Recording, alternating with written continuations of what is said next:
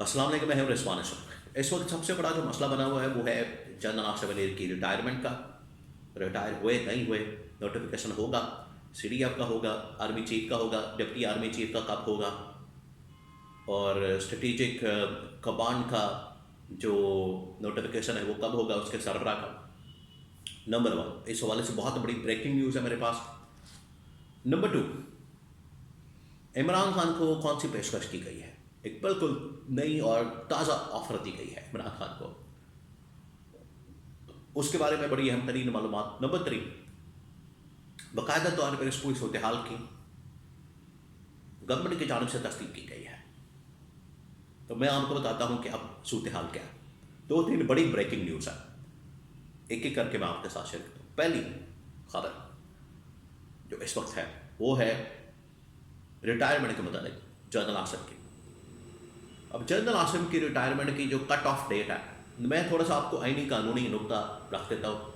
मैंने कुछ जो आईनी कानूनी माहिरीन से बात की, मैं खुद तो आइन का एक्सपर्ट नहीं हूँ, लेकिन जो आइन के कानून के मानने वाले हैं, आइन और कानून के जानने वाले हैं, समझने वाले हैं, आइनी कानूनी माहिरीन हैं, उसमें एक बड़ा नाम आबिद जुबैरी का, सुप्रीम कोर्ट बार के सदर भी रह चुके हैं। इसके अलावा बहुत से और भी कानूनी माहिरीन, उन्होंने एक बात की है, कैटेगोरिकली उन्होंने ये कहा है कि जनरल आसिफ की जो रिटायरमेंट है वो हो चुकी है और उसके लिए नोटिफिकेशन दरकार है, चाहिए।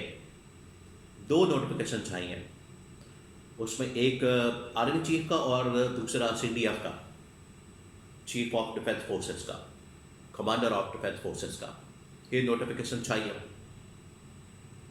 क्योंकि जो इसके अंदर एक बात की जा रही है कि उनकी तैनाती 2022 के अंदर हुई, तरमीम आई आर्मी चीफ की टेन्योर पोस्ट को 5 साल करने के लिए बाद में, तो ये पास्ट के अंदर अप्लाई नहीं हो सकती। उसके लिए नए सिरे से नोटिफिकेशन करना पड़ेगा 2025 से, क्योंकि 25 के अंदर ये रिटायरमेंट होगी। अगर आज नहीं करते फिर इसका मतलब है इनको 27 में करना पड़ेगा। तो मसला तो है दोनों में, आज कर देंगे फिर 27 को नहीं करना पड़ेगा, फिर ये मामला दोनों सीडीएफ और आर्मी चीफ 2030 तक चले जाएंगे, 25 में होने के बाद 30 तक। तो ये बीच में इन्होंने लूपहोल छोड़ा हुआ है, ये अंदर इसके एक झोल मौजूद है, अंदर इसके एक प्रॉब्लम मौजूद है, और इसी के ऊपर आइन और कानून के माहिरीन बात कर रहे हैं। तो ये अंदर मसला है जिसको उन्होंने अनसॉल्व छोड़ा हुआ है, सॉल्व नहीं किया हुआ, और यहीं पर सारा कुछ खेला जा रहा। क्योंकि आप इस बात को देखें, पहले यही गवर्नमेंट की हुकूमत थी, इनके वजीर मुशीर ख्वाजा आसिफ, राना सनाउल्लाह, बाकी लोग ये शोर मचा रहे थे कि नोटिफिकेशन तो चाहिए नहीं। तो आज कह रहे हैं कि नहीं, नोटिफिकेशन चाहिए, उसके ऊपर काम हो रहा है। कौन सा काम हो रहा है? ऐसी कौन सी वहाँ पर तोपें तैयार हो रही है, जंग डिज़ाइन हो रही है, जंग की तैयारी हो रही है, मिसाइल तैयार हो रहे हैं, कोई टैंक बन रहे हैं, क्या बन रहा है? नोटिफिकेशन में 2 घंटे का काम है और जारी हो जाएगा। लेकिन जानबूझ के मामला फंसाया गया सिर्फ और सिर्फ एम्बैरस करने के लिए, और पीछे साजिश हुई। अभी चंद दिन पहले जो नवाज शरीफ का पैगाम जारी किया गया, नवाज शरीफ ने जिस तरीके से एक प्रेस कॉन्फ्रेंस की, और उस प्रेस कॉन्फ्रेंस के अंदर उन्होंने ये डिमांड की कि आपने सिर्फ चले इमरान खान को तो जेल में डाला है, टांगा उसको, फिर आपने मुलाकात भी करवा दी, और इमरान खान का जाना जेल में काफ़ी नहीं है, इसके लिए आपको बाकी इसको लाने वाले, उसके अंदर जो भी नाम शामिल है, सबको पकड़ें और जेल में डालें और टांगे और उनका एहतसाब करें।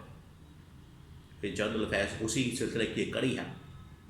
आपको पता है फिर उसमें एक लंबी लिस्ट है, वो पनामा वाले जजेस भी, पनामा वाले लोग भी, इंक्वायरियाँ और दुबई से सारी चीज़ें आना, वो तो फिर बड़े नाम उसमें शामिल हो जाएंगे।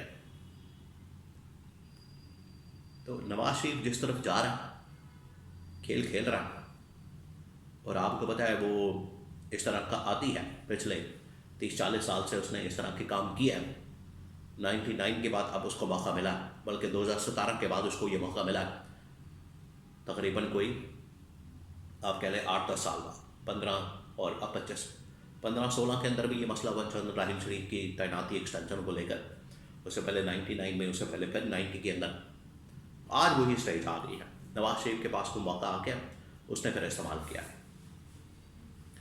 तो अगर उसने इस्तेमाल किया तो ठीक है, फिर ये अब इनके लिए मसला बन गया।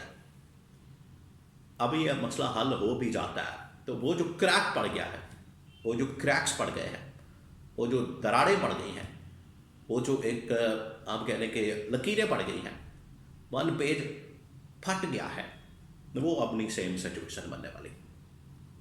अब इमरान खान की तरफ आ जाए। इमरान खान को जो आइसोलेशन में रखा गया, दो चीज़ें इसके पीछे। नंबर 1 ये कि इमरान खान जो पैगाम देता है उसके बाद आपको पता है भाई बड़ा डर और खौफ का आलम बन जाता है, और इसी वजह से इमरान खान के इस पैगाम के बाद, इस मुलाकात के बाद ये कहा गया कि अब इमरान खान की मुलाकातें बंद। लेकिन इस दौरान इमरान खान को अप्रोच भी किया गया, और इमरान खान को जो सदारत की ऑफ़र की, ये खबर सामने आई है कि अगर ये देखें, ये बड़ा राइट टाइम है, और ये कहा जा रहा है कि अगर इस्टेब्लिशमेंट और जो सिविल गवर्नमेंट का एक क्लैश रहता है, आपने सिविलियन बालादस्ती कायम करनी है, तो इमरान खान ने तो इनकार कर दिया, क्योंकि यही मौका होता है, आपको पता है गवर्नमेंट ऑपोजिशन इसी चीज़ के ऊपर सारी सियासत करते हैं कि हमारे साथ इस्टेब्लिशमेंट मिल जाए। तो ऑपोजिशन आपके सामने इमरान खान ने तो इस्टेब्लिशमेंट के साथ हाथ मिलाने से इनकार कर दिया। तो अगर इस मौके पर Noon league peoples party Imran Khan से हाथ मिला लेते हैं, तो ये और उसे बाहर ला के सदारत की ऑफ़र भी कर सकते हैं, ये एक ऑप्शन सामने आई है। तो फिर मामला जो सिविलियन बालादस्ती का, आइन और कानून की हुक्मरानी का, जमहूरियत की बहाली का, मुल्क में इंसानी हुकूक का, अदलिया और मीडिया की आज़ादी का, और तरक्की और खुशहाली का पाकिस्तान पर उस तरफ जा सकता है। तो ये बड़ा नादर मौका है, ये एक बड़ी ज़बरदस्त अपॉर्चुनिटी क्रिएट हो गई है, पैदा हो गई है।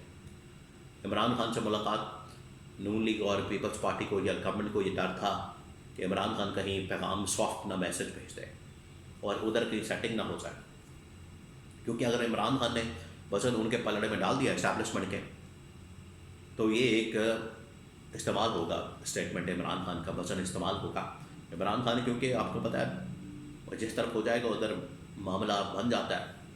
तो इमरान खान ने एंटी इस्टेब्लिशमेंट स्टेटमेंट दे के कम से कम नून लीग को या सिविल गवर्नमेंट को ये पैगाम दे दिया, आप अगर डट जाएंगे तो आपके लिए फ़ायदेमंद साबित हो सकता है।